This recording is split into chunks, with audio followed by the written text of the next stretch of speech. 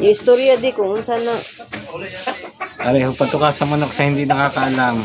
Patuka ho, ari sa manok. Tapos papatukain natin ang manok. Siyempre. Anong ilagay mo dyan? Anong pagkain yan?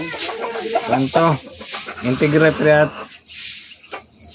slasher na may Between Pro. 35 grams.